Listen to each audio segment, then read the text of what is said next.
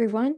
Welcome to Empowering Exceptional Minds, the podcast diving into neurodiversity through real conversations with parents, individuals, and professionals on challenges, strengths, and unique experiences. I'm your host, Rani Glaser, educational therapist, ADHD educator, and ASD certified specialist. At Educational Therapy LLC, we support kids and adults with executive function and learning differences toward confidence and independence. This podcast collaborates with WizTherapy, connecting individuals to providers and streamlining services for neurodiverse communities. Our goal is to share strategies, stories, and insights to empower families, educators, and professionals. This podcast is for informational, educational purposes only and isn't medical, psychological, or legal advice. Consult professionals for concerns. Guest views are their own, not necessarily the host's or WizTherapy's. By listening, you agree neither host nor guests are responsible for actions based on this content. A quick note, for concerns about well-being or mental health, contact a doctor or professional in your area. For emergency, dial 911. Crisis text line, text 741-741 anywhere in the United States. Hello to our listeners. I'm excited for our guest today. I have Dotan. Dotan is a friend of mine and a colleague, and he is the co-founder of WizTherapy, and I am involved with WizTherapy from the get-go, and we are really excited to share information about it, not from a marketing side, people. We're not trying to sell you anything, but really like to have an understanding that mostly the why, I would say, we decided to come up with this. And actually, it wasn't that much of me because I'm the educational therapist. I'm not the tech person around it. So I want to introduce you to Dotan Galron. Please introduce yourself and tell us a little bit more. What brought you here? So first of all, thanks, Mayan, for having me. Very happy to be here, and it's been long due. I know that. So like this podcast, I think is an opportunity to share your involvement actually with Wiz and why we're doing what we're doing. So let me first introduce myself. So Dotan Galron, first and foremost, a family guy, and happy proud dad to my 3 kids, and even prouder husband to my wife, Annette. I start this with every single introduction I have with providers because I think it's important to understand the reason we're doing what we're doing. I said that I'm a very proud husband because it's my second time being an entrepreneur. So my wife and myself, we knew all a lot about the roller coasters of a startup. With the previous one, nobody really warns you. I mean, you get the warnings, but you don't really know what you're getting yourself into. With the second one, you know exactly, but still here we are. A geek is like from a very young age, I am that guy to solve all techie issues for family and friends. My previous startup was actually all about that, helping people with tech. And fast forward a few years since it was founded, we got acquired by a company headquartered here in Nashville, where I'm at. Then we shifted to helping hundreds of millions of people with different, tech needs. So whenever tech goes sideways, and about 3.5, 4 years ago, I decided it's time to think about what I want to do next with my life. Coincidentally enough, it was post-COVID, where everyone also asked the very same question. For me, it was obvious I wanted to either start something new or join a startup at a very early on point. So I started, the discovery process, like trying to figure out what is a problem worth solving. This is where I reached out to your brilliant husband, Rani Glaser. He's an all-time friend of mine, and I said I'm a geek. Rani, uber mega hacker, completely different universe, Super geek. uh, and so whenever I shared, so I had like just like before that, I had three key learnings about myself. I really enjoy the satisfaction of helping others, and it got me to think it doesn't have to be around helping them with their tech. The second thing was just like seeing the transition from helping just a few, family and friends, to millions and then hundreds of millions when we got acquired. The third piece was my passion for building things, hardware, software, whatever. And with kind of like these three key learnings in mind, I started looking and doing the discovery process. So digital healthcare, medical devices, and kids, and education, and pretty much anything in between. This was that point where I reached out to founders of companies, startup founders that were involved in different impact projects. So Rani, again, was kind of like an obvious choice to brainstorm with him and see, what clicks, what makes sense. And the moment I shared with Rani my perspective, I felt like, I don't know, from your perspective, I wonder how you see that, like, in retrospect, but it felt like, it clicked right away. He said, like, let's do something together. And I guess I was super lucky to find him at that point in life where he was open to join a startup, another crazy ride. And we started like bouncing off some ideas when you walked into the room.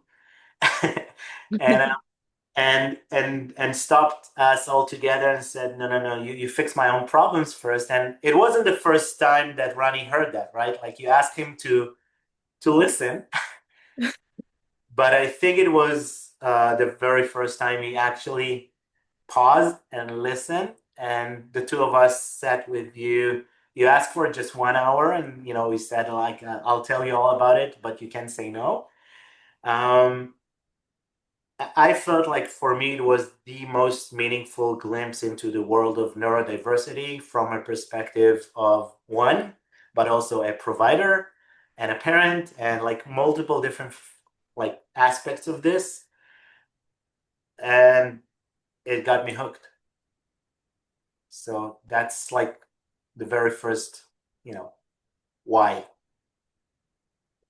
So, yeah, I feel that for me, when you guys were talking, and I remember that conversation because I was walking in the hallway to the kitchen, by the way, to our listeners. The kitchen is my favorite place. And not because I cook, because there is food there.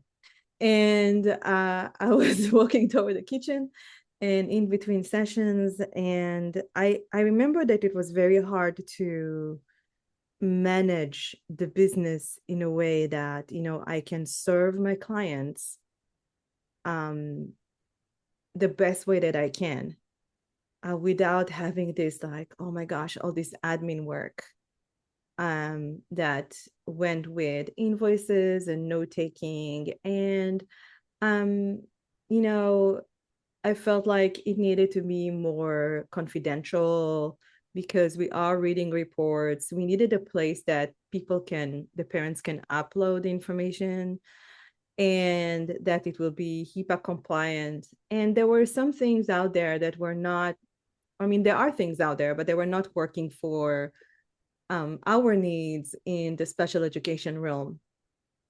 So, and this is why I did complain a lot to my husband about this, because it was very hard for me to remind all the time and to do this like hours of admin work that took away from my energy. And also, I'm neurodiverse as well. So even to sit down and do it is sometimes really, really hard for me. And because I find it extremely boring. But it's part of the business, and I'm sure I'm not the only one. And I needed something that it's more organized and not all over the place, and like say, one-stop shop for everything that I need. And then this is when I kind of spoke with you guys and then connected you with my colleagues, and you kind of heard very similar conversations about um, the challenges that we face in the special ed while we are neurodiverse as well, where we have learning disability or ADHD or we are autistic, right? So we needed a place that will be easy for us to maintain, and it will not be like so hard. Some of us have challenges with tech, so we needed that type of support. And so I felt like, oh, and also during that time, our personal child needed support, and that was very hard to find providers with openings. And it just, as a parent, and we're not crying, but I'm just saying, as a parent, it's really hard to find a trustful professional that will be a good fit for your child, but also you'll be able to communicate with them and that they have an opening, and this is their area of expertise, or not everybody does everything. And yes, I'm lucky because I know many people in my profession, or like or professional allied professionals, that it was easier for me maybe to kind of reach out and say, okay, this is what I need. But even with that, it took really long time to get him on services. And I'm not going to open the Pandora box of the insurance companies. So, and by the way, they don't always have specific specialties when it comes to neurodiversity. So you find yourself paying out of pocket. So for our listeners, I'm there too. Okay. You're not alone. And so that was kind of my personal journey. And when you said, how about we're going to do something that you can also find providers for parents on that, like a directory, I was like, oh my gosh, that is awesome. And when you said, yeah, can you talk more about that? Because from the professional, like, what does the parent will see? Let's say they need, I don't know, dyslexia specialist or dysgraphia specialist. What will they see when they log into WizTherapy, or when they're looking for WizTherapy? What do they see in the website? The very bare minimum they need to get help right now, essentially. So from the parents' perspective, we learned, and we talked with, many allied professionals, definitely hundreds by now, different professions. So neuropsychology, psychiatrists, SLPs, educational therapists, obviously, this is what we started off with. Executive function coaches, ADHD coaches, learning specialists of any kind, school principal, teachers, you get the idea. And then when we talked with parents, we felt like it's a moment of anxiety and frustration. So adding more to that pile of anxiety and frustration does not make sense. And you mentioned directories. We see ourselves as like, we try to move away from that idea of a directory because we saw two rabbit holes. One is endless Google research. And I guess nowadays your favorite AI, so, Perplexity or ChatGPT or Claude, whatever, or Grok, just to be fair for everyone. The issue is that, it's a time consuming thing you do to just try to get yourself educated about what's going on and to navigate through. It's a point of anxiety and frustration. Now you don't even speak the jargon, like you don't know the language. So how do you push forward? What's the next step?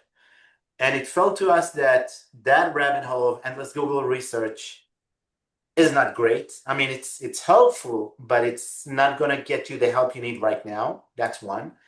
The second thing is that usually these, whatever rabbit holes you go through are sending you to another one, which is directories. And you sift through hundreds or maybe thousands of different profiles. Again, you don't even speak the language. How can you even make a choice there? So we talked with founders of adjacent industries in, the mental health space and others, and we tried different mock-ups and designs and went back to parents, asked them, what do you think about this? Didn't work. What do you think about that? Well, worked a bit better until we landed on a model where we just ask a few questions. It's not the full-blown medical history kind of intake. So we call it a pre-intake, actually. But it's also, and you've been experienced so far with how we do things. So it's also not just phone number and email. We need to understand better the context. What's going on? Just share with us your concerns. Has there been any diagnosis before? Primary language, age, basic information, and in your own words, text area, like a box for you to share. What are you trying to achieve? What are your goals out of this? And that helps us, A, better understand the context, and B, try to connect you with somebody who can help. So there's no mediator. We try to connect you right away with somebody who might be a potential good fit for that purpose, for that job, with the understanding that there would be three possible outcomes out of this. Let's say you are the right fit for them. Great. You start the journey. There's no need for anyone else. Potentially a very short linear journey you have, and you hit rainbows and sunshines. It's great, but it's not very likely. This is what we learned. We learned that the second and the third option are far more likely, where it's either you are the right fit for them, but then you need sometimes along the journey to bring another provider on board, or maybe multiple different providers.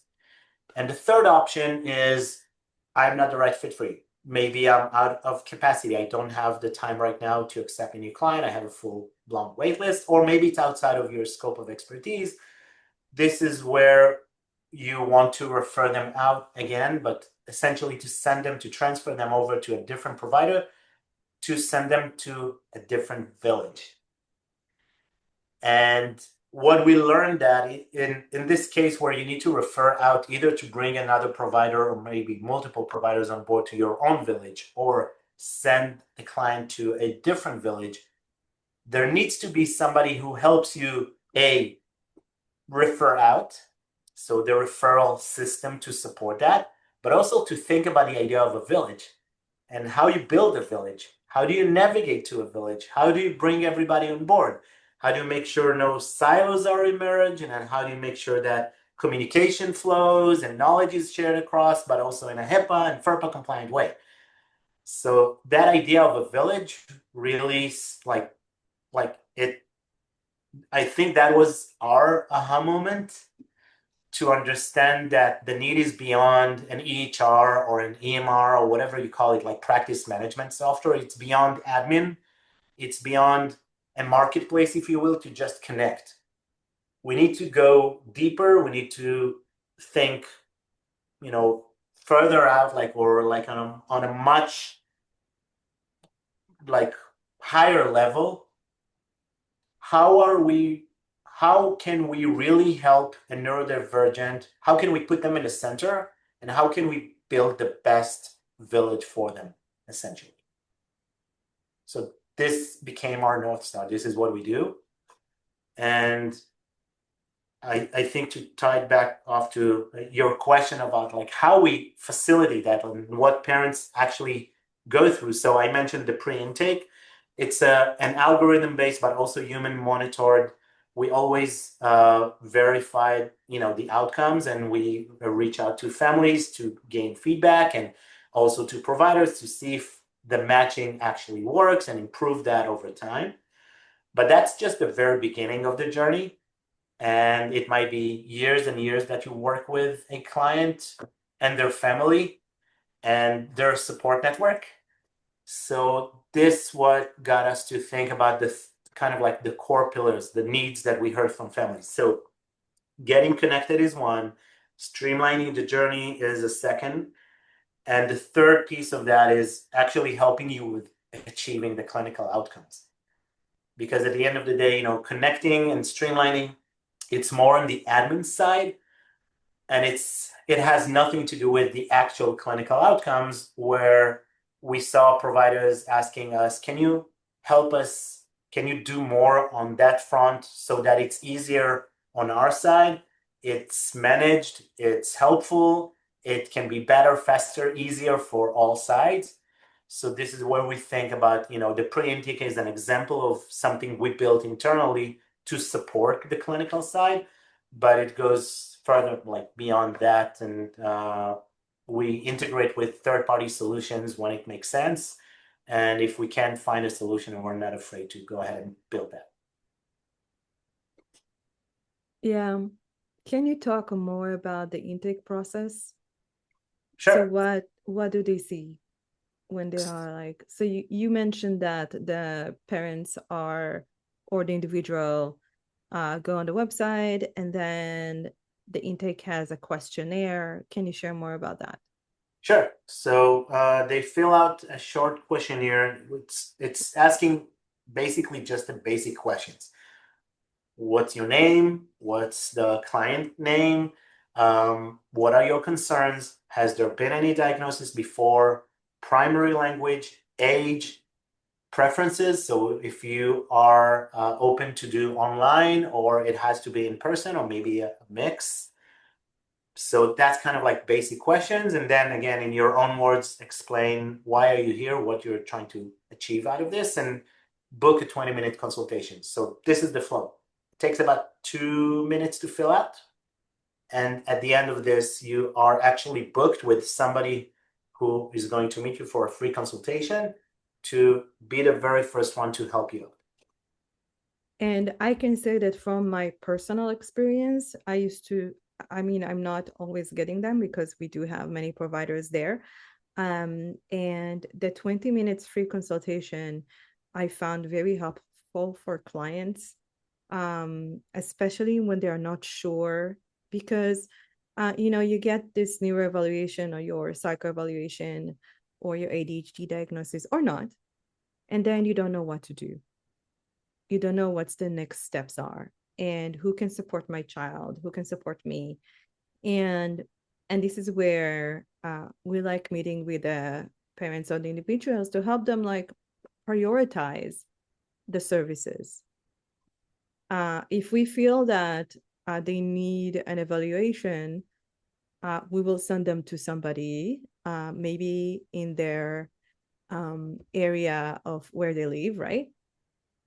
And what I really like about it is that as a provider, we can refer with a click of a button. So there is not like everything is in the system. So it's not like back and forth emails that are open to, it's confidential information. We don't want this to go around.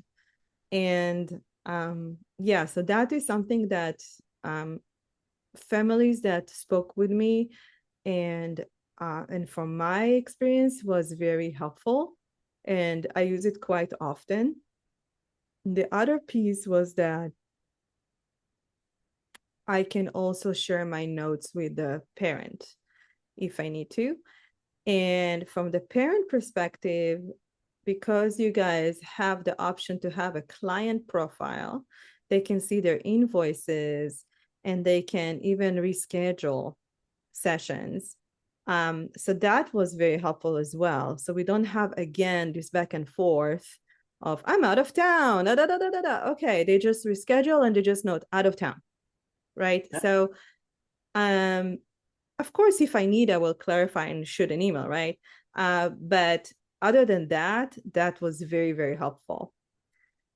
And this is something that I know that my clients are, I sometimes say, oh, yeah, I rescheduled the session. Like, oh, I saw you're scheduled. So that's very helpful. And I think that the 20 minutes free consultation can help with what you mentioned about the anxiety piece, because it really helps understand what the client need is. Yeah, I think it also helps them with processing absolutely. because that moment where you answer a few questions, I think what we learn is that it's helpful not only for you, but also for them to kind of like put things in, like type that in helps. It helps clarifying better, like, all right, this is what I'm looking for. These are my goals. So it's kind of like a force function to take that next step. And going back to what you mentioned about the client side of things, like the client portal. So yeah, that's the beginning of the journey. But yes, we do have the client portal to, kind of like streamline their journey from their perspective. I think, everything we do is aligned with that idea of a village. And as far as I know, we are the only platform to allow parents to see all of the providers they work with in one place. And that is the very first time that it's not kind of like different siloed experiences. Now it can actually be in one place, so you can manage all the sessions with all of them. And yes, see the invoices, but I think, the notes and documents and being able to share across, given obviously the approval of release of information and everything, we take care of that. But the idea of like having everything of the village in one place, let alone families who have multiple different kiddos who have different support teams for each kiddo. This is, I think, where we really excel and where we felt like the lack of, um, you know, help or anyone to bridge that gap on at least on the techie side of things beforehand. So this is why we decided to take on this. It felt to us like an underserved population with a need that is not really met. Yeah, you're right. I mean, now that you talk and I think about it, I mean, even for me as a parent, I always had to look through directories and send an email. Who has an opening? Who has this? And that, these things take so much time. And so yeah, I completely agree with that. It is a village, and it was not being addressed and like in other, I don't know, needs. So thank you for doing that. You for pushing us towards that. Yeah, but I'm one person, and you know what I always say, if I'm helping one person, I did my job.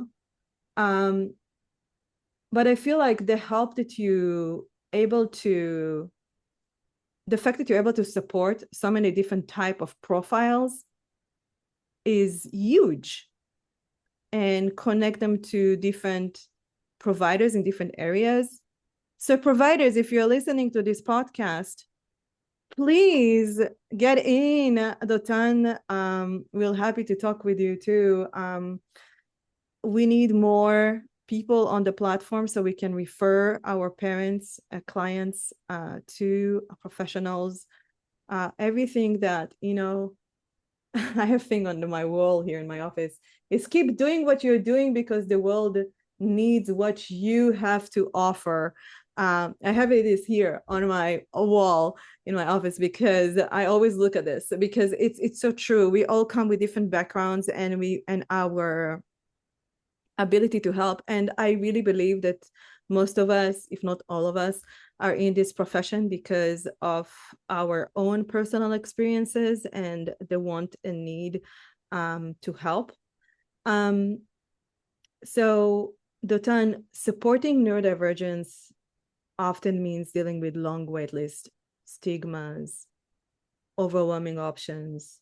What do you see as the biggest hurdle families face today? And I know you already kind of talked about how WizTherapy is tackling it head on, but yeah, I think the anxiety is one thing, but what else? Uh, I think the lack of, when you shared with us the admin side of things and how hard it might be to just streamline the journey with clients, and we badly wanted to integrate with one of the offerings out there, so EHRs, EMRs that would be a good fit for our providers.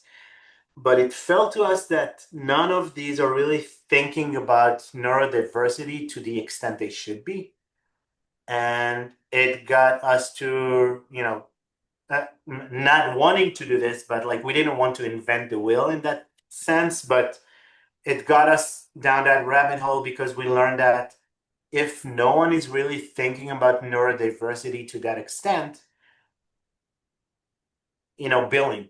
You used to, back in the old days, you used to generate invoices at the end of the month, count how many sessions were there each and every single time, and then send an invoice and then wait for the family to pay. And it was just like burdensome. And that was just an example, right? Like you mentioned, also scheduling. It felt to us that whenever we talk with neurodivergent individuals, they never ask for more features. They ask for simplicity and Hmm. just show me what do I need to know and where do I need to click. Yeah. And I think the biggest on at least on like being a product guy and building or in my enjoying building stuff, I think my aha moment there was understanding that everything moving forward that I'm going to build ever in my life should address neurodivergent individuals first. And I think it's true for everyone, but it forces you to think about how you simplify things, not on the expense of having the flexibility you need and the requirements met, but still, like these are kind of like two opposite direction you can pull, right? Like adding more complexity and functions and features or simplifying. And it's hard to communicate between the two because sometimes it's contradictory. I felt like, we have to do the negotiation. We have to build something that actually works for neurodivergent individuals, but in a way that serves for multiple different purposes and gives you the flexibility as a provider. So I think this is something that is unmet on other platforms, unfortunately. Like when you think about EHRs, it's just something that is not on the radar yet. I want to say. I hope that it's going to change. For us, it was an obvious choice to go full on this and dive into this and address every single feature we build with that in mind. So simplicity and making sure that that billing is as easy as Spotify, Hulu, and Netflix rather than sending out invoices. So I think that's one thing that is a bit hard for the neurodiversity space today. It adds to the anxieties and frustrations. Like every single thing can pull you down that rabbit hole, a different rabbit hole, and making things easy and better and faster for you means that we try to minimize these attempts and making it easy for you to actually do what you need to. Yeah, I was just thinking again, I'm like seeing me in my brain, like pictures of me trying to do things and like with a lot of text sometimes, like, when you need to fill up forms, stuff like that. And you're like, oh my gosh, I'm so overwhelmed from the amount of text. And like, I cannot, my brain is like, does not process it. So the fact that it's only like, I loved what you said about from now on, even even in my future, I will build things that is more accommodating and for our neurodiverse brains. And I mean, in many families, 1 out of 5, 1 out of 4 is neurodiverse. So whatever it's learning differences or developmental delays, so we have it. It's in our families. It's part of our human condition, humanity, right? So it's us, right? So it takes so much effort and energy just to kind of see all those. And even yesterday, I was like doing something for my personal child, and I was so overwhelmed with the text that the provider sent me for my child, and I was like, and I couldn't do it like in one sitting, and I was so afraid that it will disappear from the screen. So I was like, what am I doing? So right, so and sometimes it just when you're overwhelmed, you're not processing the information because your brain does not communicate in the way it does. Like frontal lobe is not communicating to make those decisions and to sustain attention. So I feel like, oh my gosh, yes. And especially if you're a parent like myself and um, a neurodiverse professional, you feel it. Like you really feel it. You really feel the anxiety and the overwhelming. So thank you for accommodating. I would love to see it in other platforms and other, services that we use with our iPhones or whatnot, or Androids.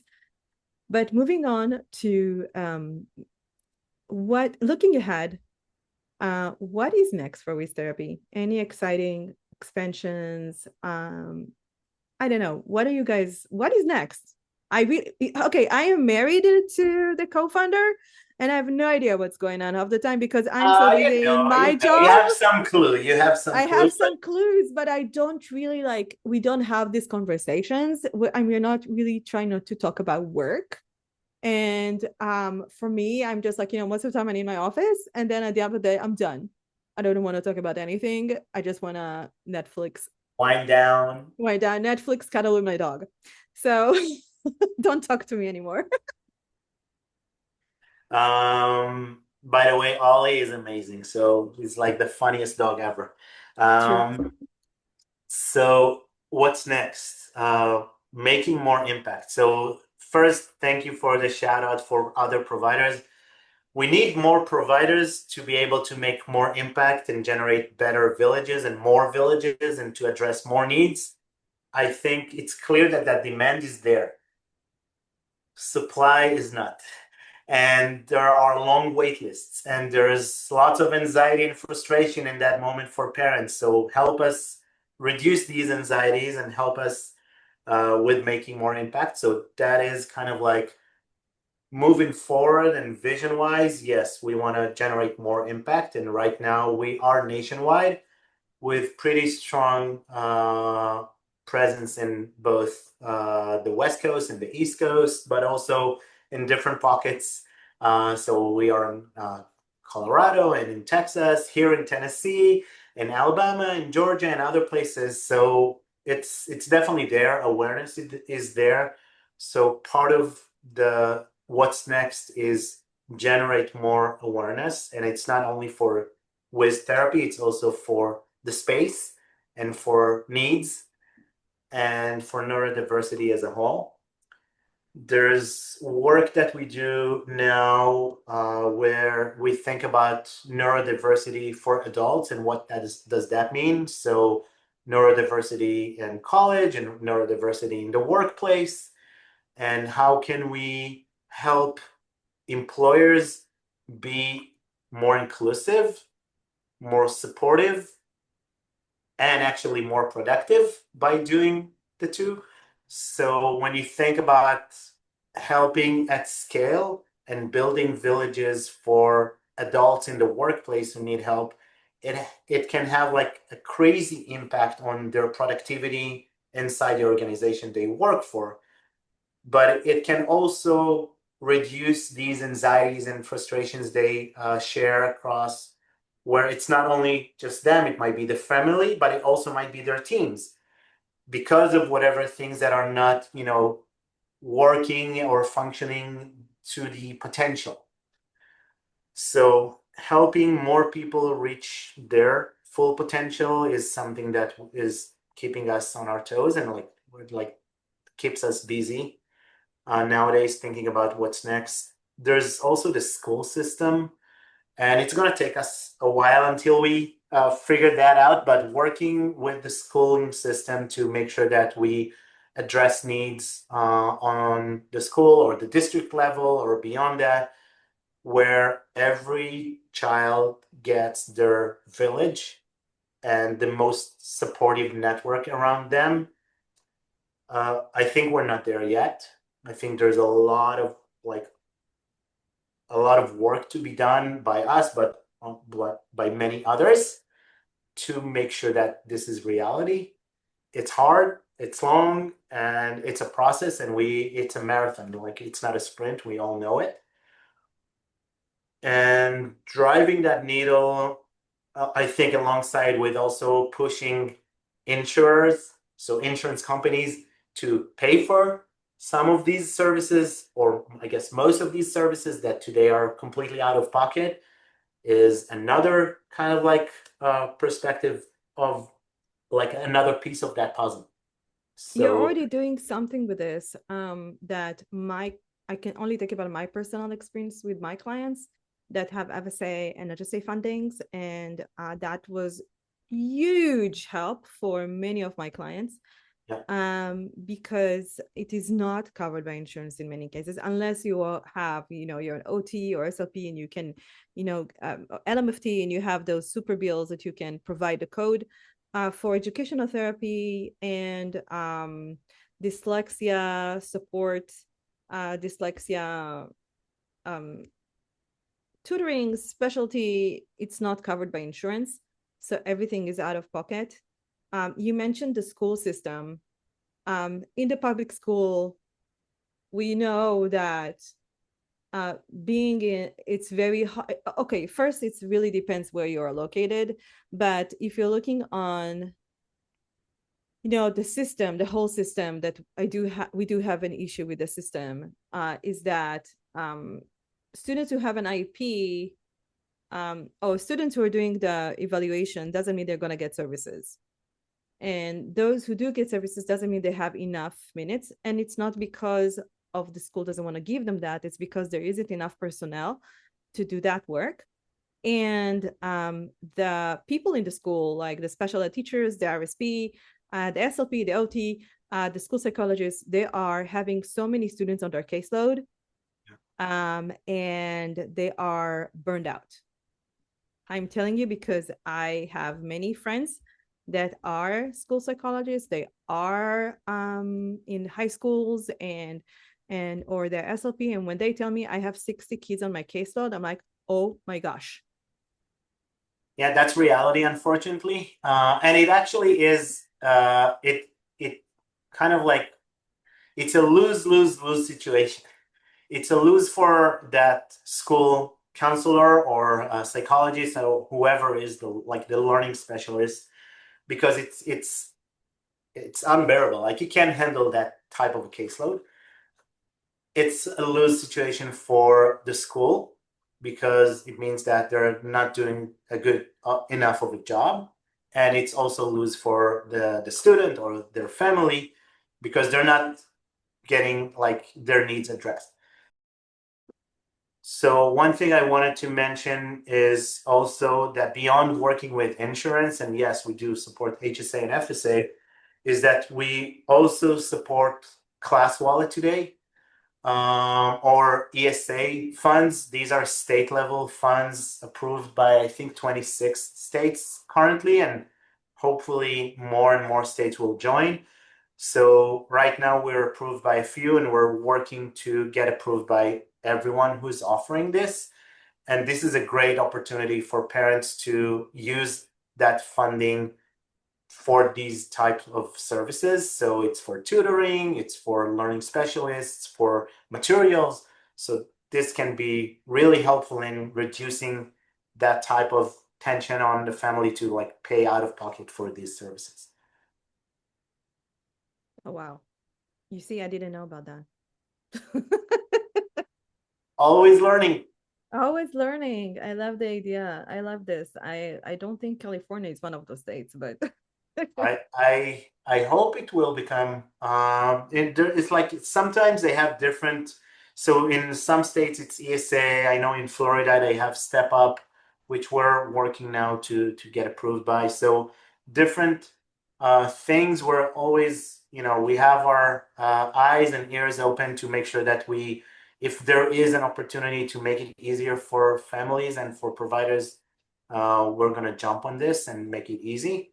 I think what you mentioned about the school system is just like it's a lose-lose-lose situation. We try to make it a win-win-win, where school systems can find the learning specialists they need.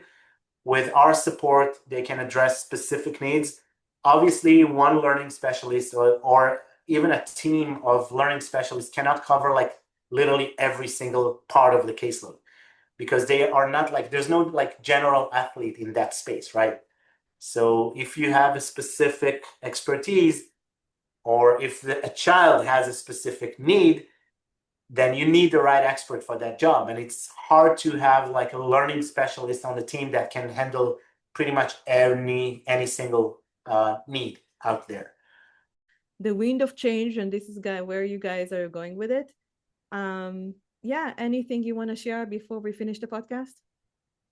Uh, Not really. I mean, we're getting closer. Well, tomorrow is Halloween, but we're getting closer to Thanksgiving. So I think in this opportunity, I just wanted to thank you.